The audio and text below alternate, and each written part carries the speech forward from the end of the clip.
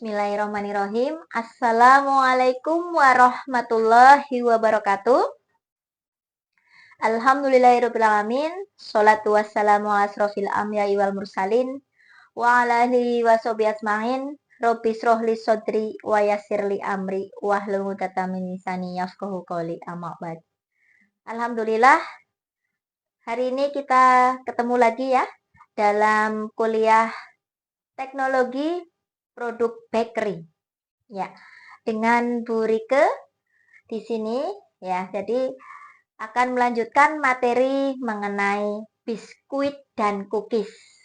Nah, kalau pekan yang lalu kita sudah mempelajari mengenai proses pembuatan roti. Nah, kemudian sekarang kita akan mempelajari mengenai biskuit ya, biskuit dan cookies. Nah, yang utama adalah Bu Rika akan mengajarkan tentang biskuit terlebih dahulu.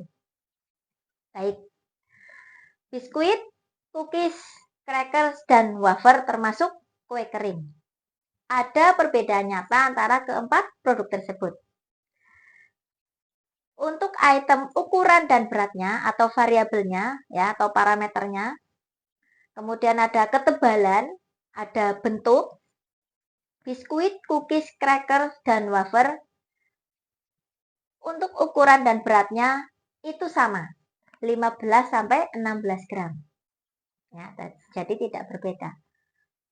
Nah, untuk ketebalannya biskuit dan cookies itu kurang dari 10 mm.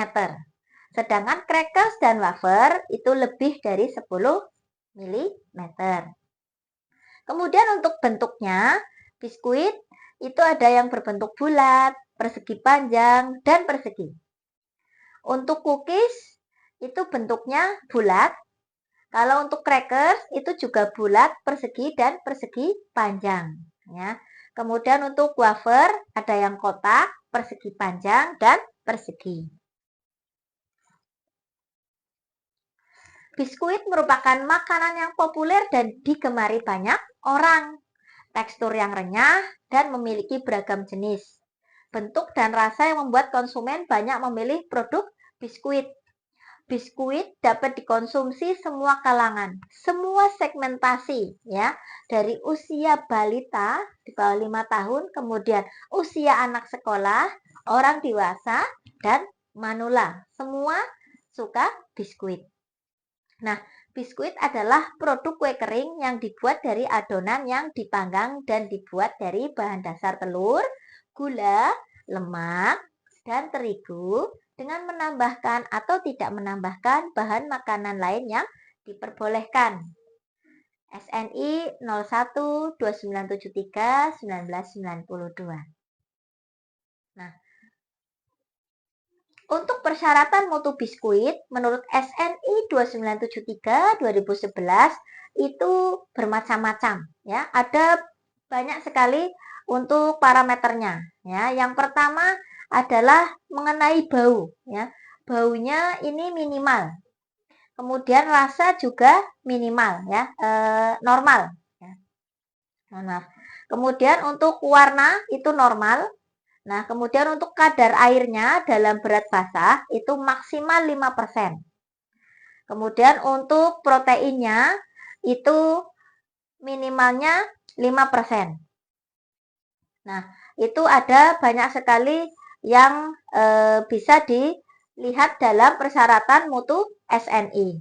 Nah, kemudian untuk mikroba patogennya seperti coliform itu negatif ya. Nah, untuk persyaratan mutu biskuit menurut SNI ya nanti bisa kalian pelajari ya. Ini ada banyak sekali. Ya. Kemudian untuk yang berikutnya standar mutu cookies SNI 01 2973 1992. Nah, kriteria ujinya yang pertama adalah kalori itu minimal 400. Kemudian air maksimumnya 5. Untuk protein ya dalam prosentase minimumnya itu 9. Kemudian lemak minimalnya 9,5. karbohidrat minimalnya 7%, kemudian abu maksimum 1,5%, serat kasar maksimumnya 0,5%, logam berbahaya negatif, bau dan rasa normal dan tidak rancid atau tidak bengek. Nah, untuk produk-produk biskuit, ya, jadi beberapa produk biskuit komersial yang beredar di pasaran memiliki kandungan gizi mineral dan serat yang cukup, tetapi vitamin, karbohidrat, dan protein belum memenuhi atau masih kurang. Nah, kebanyakan biskuit komersial mempunyai kandungan lemak dan karbohidrat yang cukup tinggi, sedangkan kandungan proteinnya rendah. Contoh biskuit yang beredar di pasaran seperti arrowroot biskuit, butter biskuit, butter cookies, biskuit gandum, biskuit Mary, biskuit Rusk, cracker, dan lain-lain. Biskuit adalah produk panggang dalam bentuk potongan kecil dan mempunyai tekstur atau konsistensi yang kering, renyah, dan tekstur pori yang lebih rapat.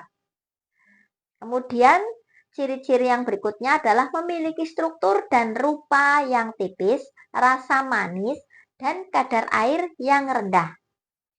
Sifat masing-masing biskuit ditentukan oleh jenis tepung yang digunakan, proporsi gula dan lemak, kondisi bahan-bahan pada saat ditambahkan dalam campuran, metode pencampuran, penanganan adonan, metode pemanggangan. Kemudian untuk klasifikasi biskuit, nah biskuit ini merupakan produk pangan yang dibuat dari bahan dasar serealia ditambah lemak dan gula. Kemudian di oven sampai kadar air kurang dari 5%.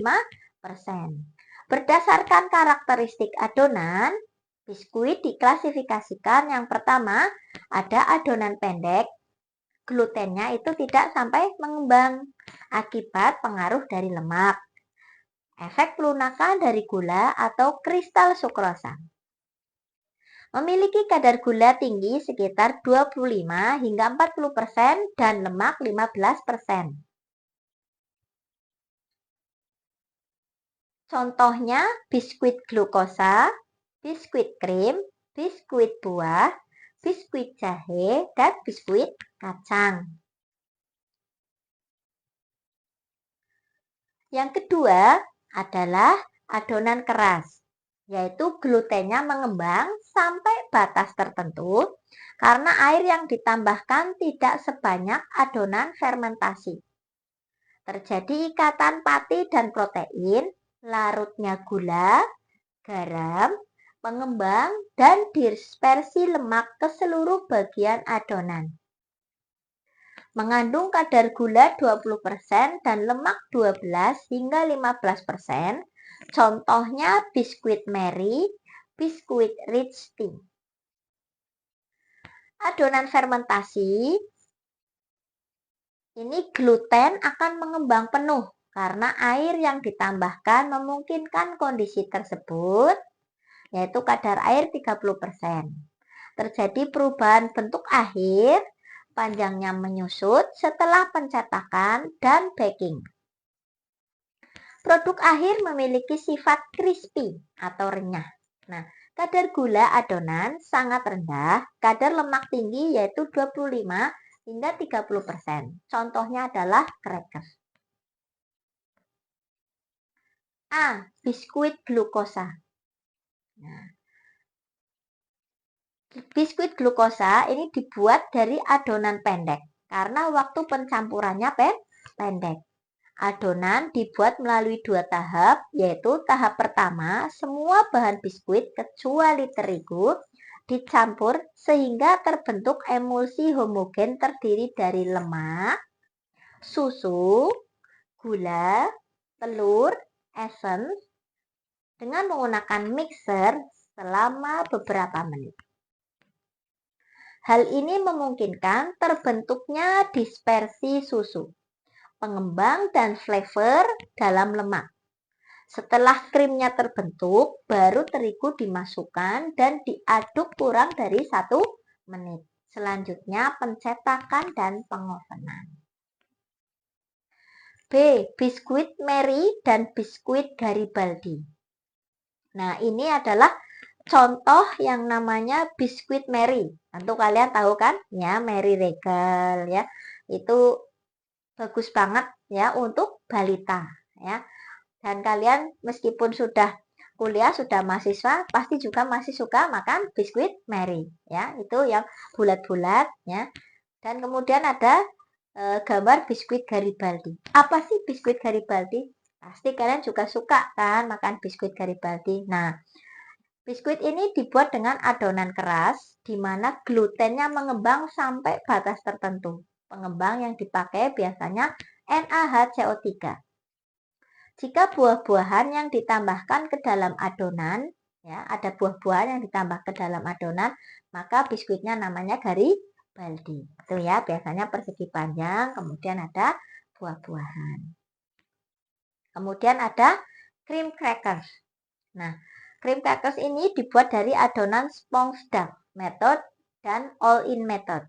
Sponge duck adonan dibagi dua tahap, yaitu tahap pertama, adonan yang terdiri dari terigu, ragi, sedikit gula, dan air difermentasikan pada suhu 26 derajat Celcius selama 12-16 jam. Kemudian sisa tepung, lemak, garam, dan bahan lainnya dicampurkan dan difermentasi 1-4 jam pada suhu 30 derajat Celcius. All-in dough, semua bahan dicampur dan difermentasi selama 4-16 jam pada suhu 30 derajat Celcius. Kemudian ada soda crackers. Pembuatan adonan meliputi dua tahap. Fermentasi tahap 1 selama 18 jam dan bertujuan untuk pengembangan aroma dan melunakkan gluten. Adonan terdiri dari terigu, lemak sedikit, air dan ragi dicampur, kemudian difermentasi pada suhu 27 derajat Celcius. Fermentasi tahap 2, sisa terigu, lemak, garam, dan NaHCO3 dimasukkan, kemudian fermentasi kedua berlangsung selama 4 jam. Lalu dicetak dan di oven.